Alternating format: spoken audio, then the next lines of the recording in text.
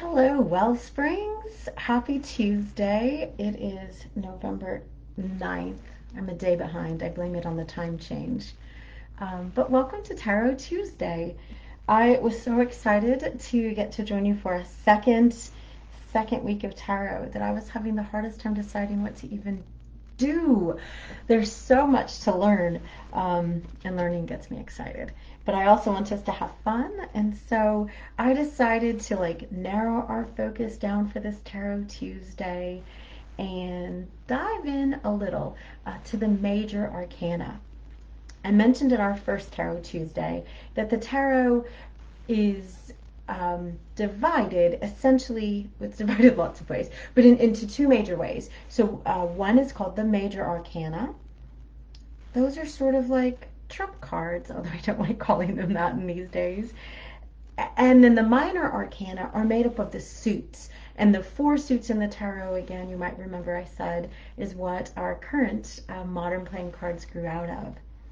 And it's not that the major arcana are more important than the minor arcana, but because there's so many, and to have a place to start, I thought, you know what, we'll start with the major arcana. Not to be confused, though, that it's more important because of its name. But the major arcana are 22 cards, and I like to think of them as telling the story of the archetypal human experience. And so it begins with a card 0 that is the Fool. And so this is from the very first deck I ever bought, the deck called the Sharman Burke deck. Juliet Sharman Burke created this. And Juliet Sharman Burke has been studying and writing and practicing tarot, I think, longer than I've been alive, for like 50 years.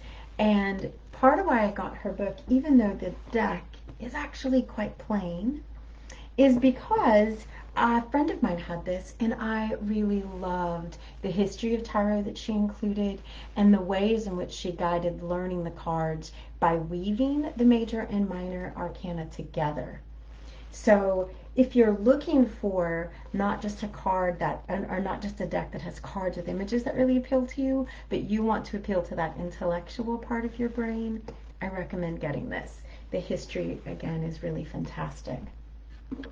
And so Sharman Burke, when she created her deck, really used more what's called traditional tarot images. And by traditional, I mean that grew out of the Victorian, Western European cards that were developed in the late 19th century, early 20th century. And she used a lot of Greek, like images from Greek mythology. And so her Fool is a young man setting off on a journey. And so you can think of the Fool as always being that prototypical person, no matter their gender, starting out in life. And so the Fool can represent literally a birth, right? Like here's a brand new human out in the world. It can also figuratively represent the birth of a new idea, a new adventure, a new career, a new, like anything new that you're embarking on. The rest of the major arcana then really represent different milestones on that Fool's journey. I should say, by the way, Fool often has negative connotations in English, but Fool is also used to represent someone who is paradoxically wise, someone who is curious and open and able to see through the truth of things. If any of you have studied or watched or read anything about Shakespeare, Shakespeare often had, because this was the case in English courts, had a fool who was actually the one who really saw what was going on and was able to speak truth to power. And that is kind of what the Fool represents. The person who is able to, with openness and curiosity and clear-sightedness, begin a journey and then be in relationship. So this is the Fool's journey. And so as you start on your own tarot, you can think of yourself as being the Fool. And to know that that is a good thing. We all want to have a little bit of the Fool in us. The second of the cards then is the Magician. I'm going to switch hands here. And the Magician, if you think about the Fool being on a journey, represents the knowledge and skills that you have inside you to get shit done.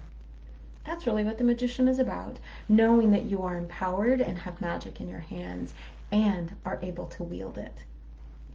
And so the Magician is the second part of the Fool's journey, because as the Fool is setting off, the Fool needs to know that they are able to enact change on whatever journey they're taking. So that's the Magician. I'm going to try to go through these quickly. I'm going to do them in groups next. So there's the Fool setting off on the journey, the Magician, and then the next two cards in the deck are the Empress.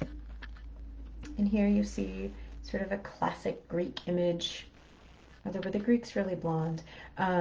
She sort of represents Demeter in this card deck. So an Empress and an Emperor on his throne.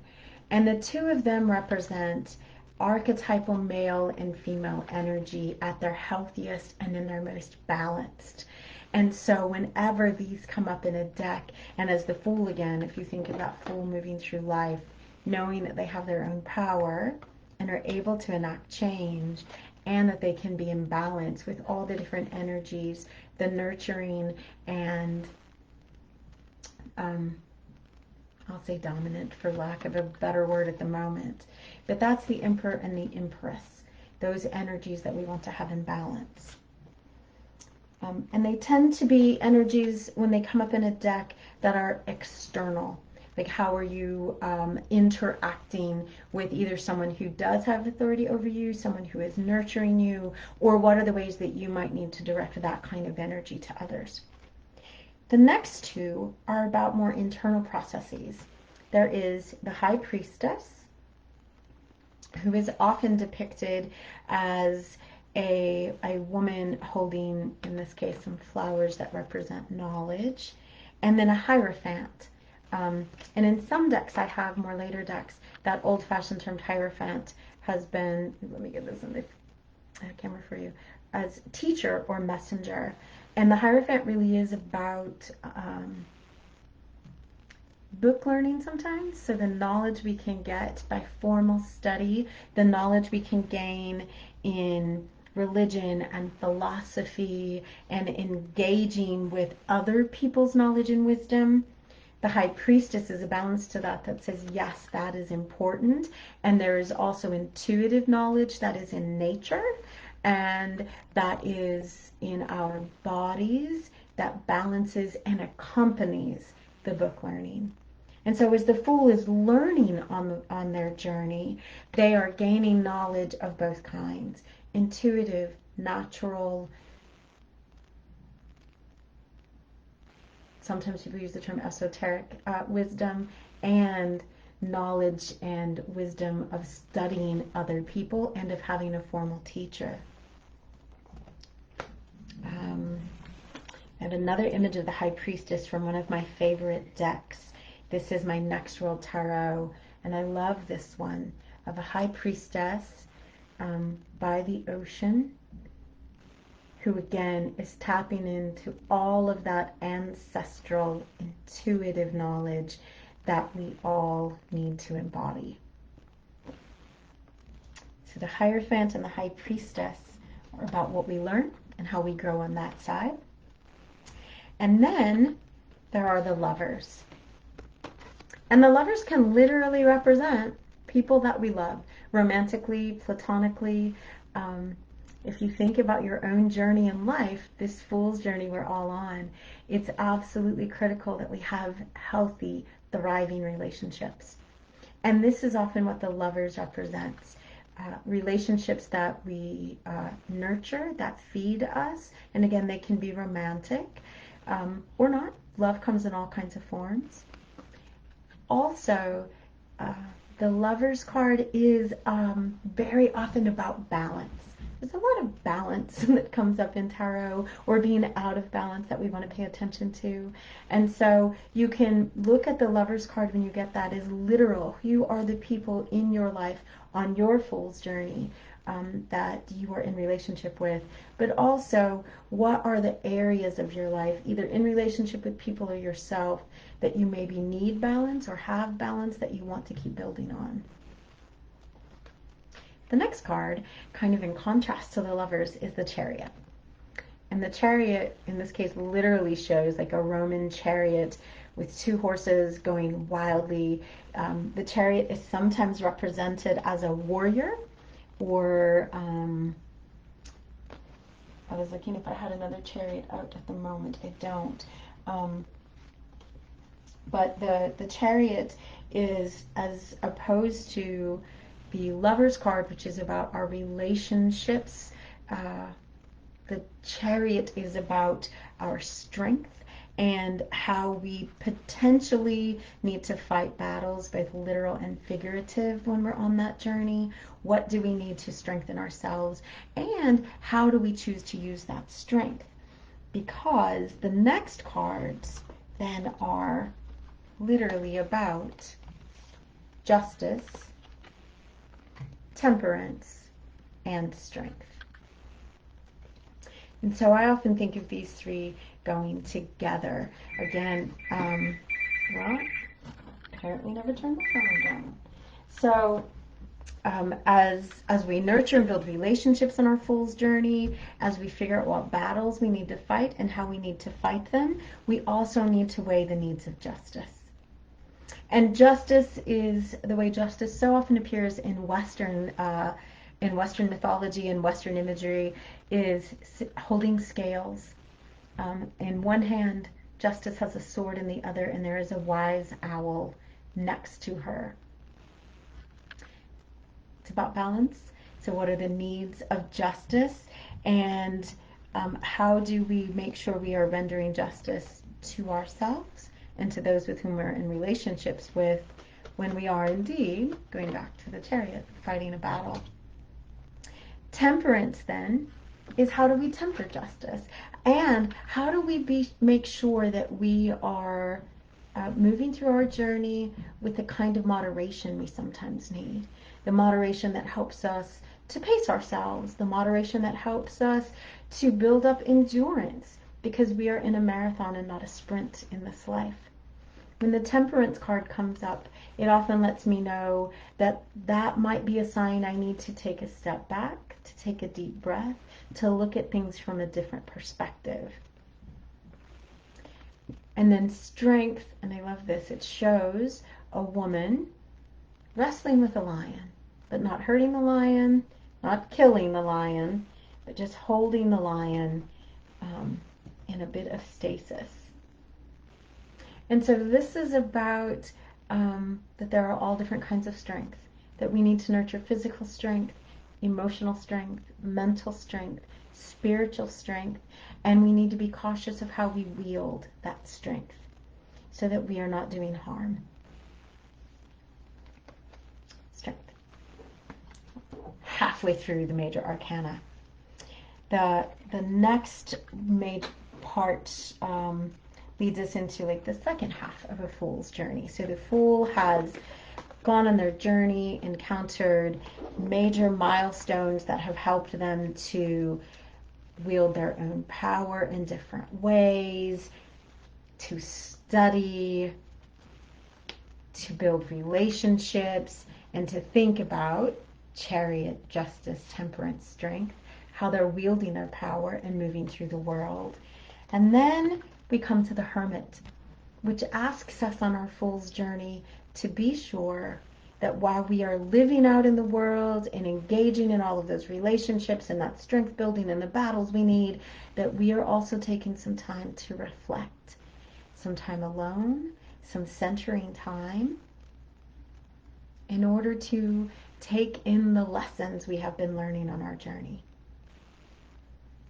I'm a highly extroverted person, and so when I get the Hermit, which I actually do pretty frequently, I say to myself, okay, I hear you, subconscious.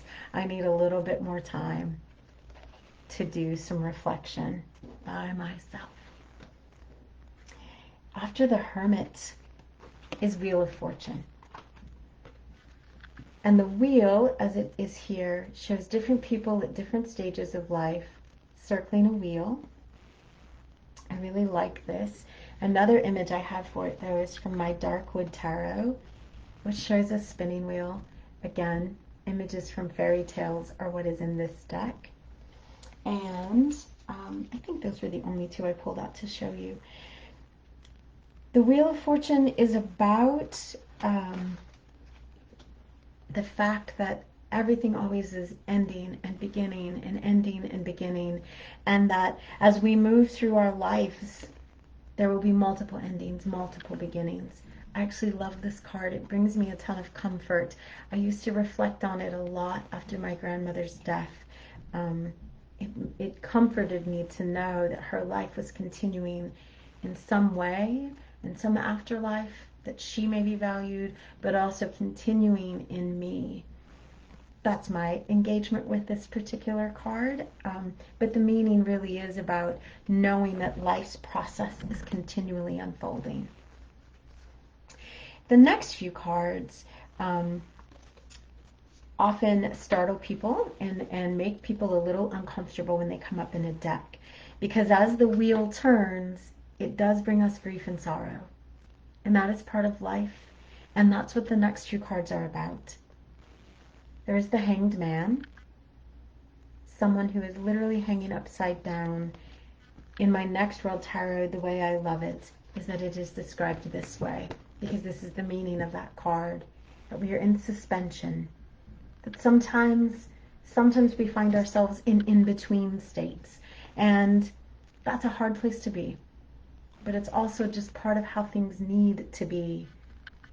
As things are ending, there is often a fallow time as we take stock and figure out where to go next.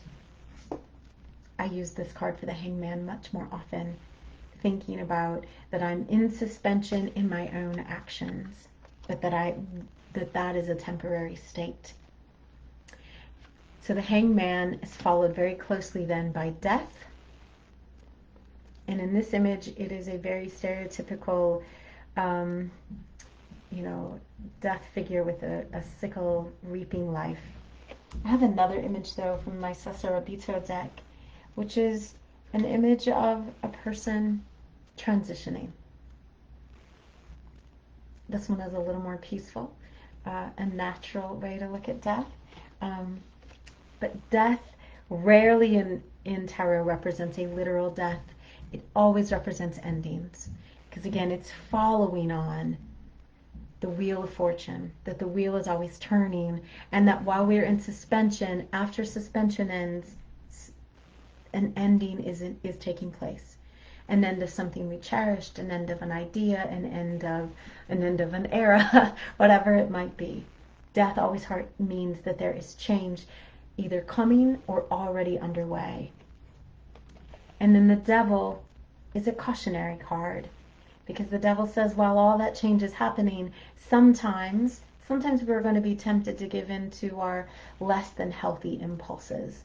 And so the Devil says, pay attention to that. It's not that pleasure or avoiding are bad things. It's that in too much they are bad things. And so what is it when the Devil comes up? Like when the Devil comes knocking, should you answer? Sometimes yes, sometimes no. But this card is saying, as change happens, be aware also of how you are handling that change. And then when the change is happening, there is always a time of the Tower.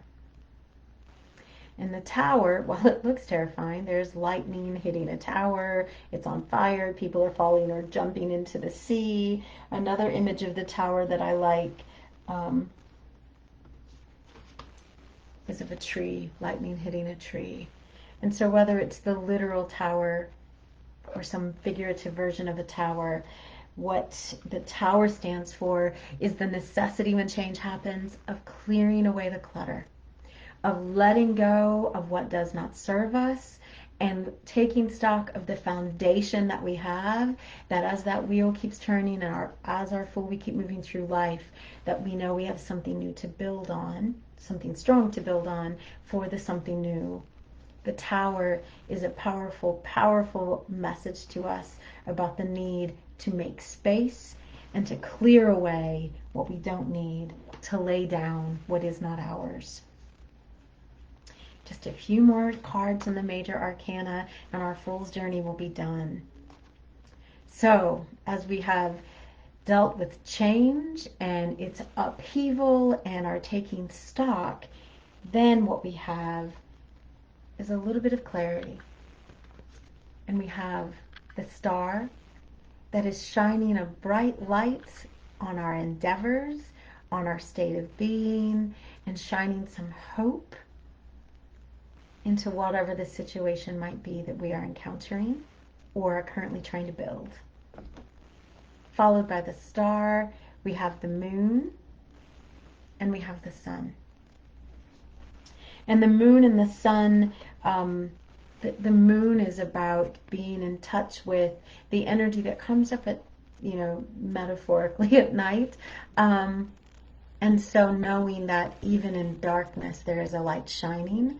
So whatever change is being wrought, there is hope shining through the stars and light even in the darkness. And then the sun is about joy and about embracing the goodness that is coming or that you are experiencing. This is one of the happiest cards. It's also, the sun can also tell us, hey, there's a whole lot of brightness going on right now. And is there something you're maybe not seeing because you are so blinded by the light? I always think of that. So the sun, though, is a positive force, and it's about the good that comes after and amidst change. And then the final two cards are Judgment and the World. And Judgment, it often is depicted as the very Judeo-Christian end of days, an angel resurrecting people with a bugle. And that for me is always a weird image, but it visually speaks to what Judgment is about, which is that that there is always renewal that's going to happen. So Judgment isn't you're being judged and found wanting. Judgment is when things are fresh and new, you too can always be born anew. And I think that's great. I think that's a really powerful message. And the world is the culmination of the Fool's Journey. The world represents a completion of a cycle, but again, because the tarot is circular and that Wheel of Fortune is right there in the middle, the world is round, and it means there is always going to be a new turning, a new season arising from the old one. That, in holy crap, 22 minutes, everybody, were the 22 cards of the Major Arcana. Again, think of it like your own journey. You are the Fool, and that the cards represent people, places, events of your own life. And that as they come up in a spread for you, that they are intuitively tapping into some message that you might need about where you are on your journey and possibly where you might need to go next. I'm going to do a reading for us for an intention for the day, because again, I want to always lead us, even though we just looked at 22 cards. So I'm going to use my Next World Tarot, and then I'm going to sign off and let you all finish enjoying your lunch break or your dinner if you're watching this at night. Take a deep breath and center ourselves. I've been touching my cards all day, and there's so many that speak to me. Since I shuffled those. And here's what we have from my Next World Tarot, the Magician. So remember for the rest of your Tarot Tuesday that you have in your hands, in your body, and in your relationships and community, the tools and the resources that you need to do the work you need to do and to become the you are becoming.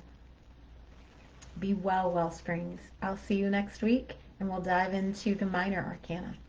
Thanks so much, folks. Bye.